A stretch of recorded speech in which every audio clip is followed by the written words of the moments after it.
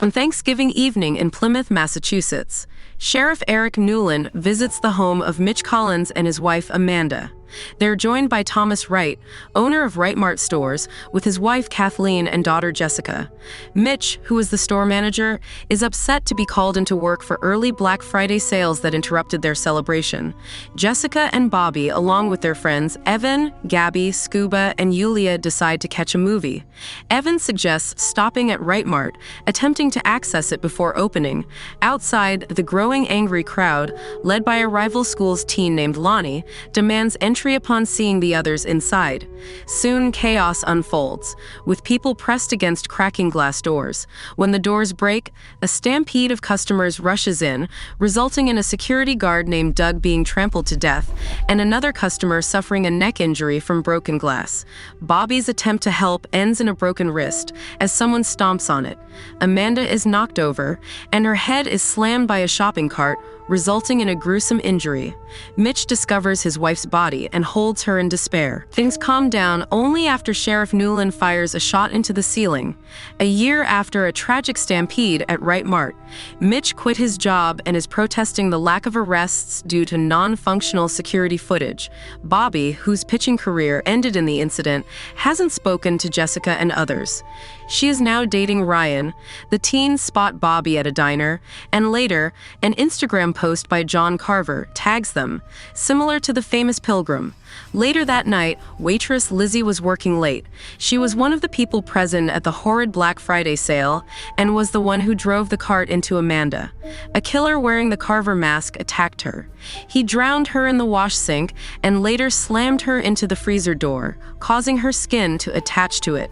She tried to escape by pulling on her skin, which peeled it off, but it was no use as she was run down by Carver when she tried to hide in the dumpster. He displayed her remains on top of the mart for everyone to see. Newland investigates the murder upon discovering Lizzie's link to the riot.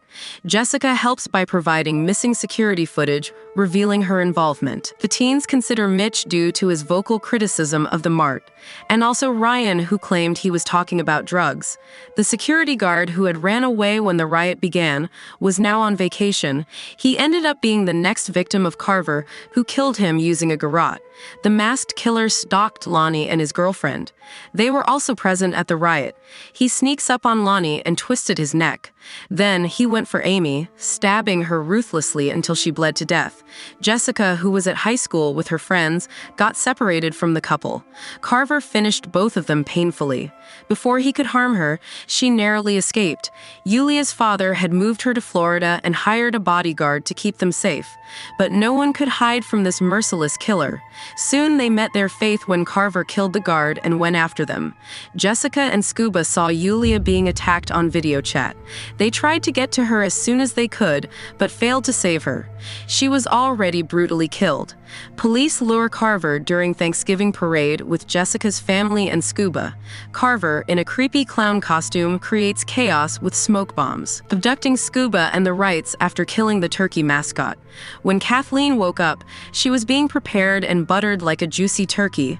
Before she could escape, Carver caught her and baked her to death. He then brought her roasted body to the table for everyone to see. This evil man was filming everything for everyone to see the horrors he was projecting. Jessica cut herself free while he killed Evan. In the woods, she stumbled upon a parade warehouse and found Newland unconscious outside. Later, alone with him, she spotted thorns on his shoes, matching those in the woods. He confessed to being John Carver and was seeking his revenge for an affair with the pregnant Amanda. He had drugged Bobby to mislead them, who was also there. Jessica shared this live confession online, making him go after her. Bobby came back to help her, but Newland blocks their truck. She gets out and blows up a parade float near him. Thankfully, he catches fire and burns. Afterwards, Jessica reunites with her friends, though the police think that Newland died in the explosion.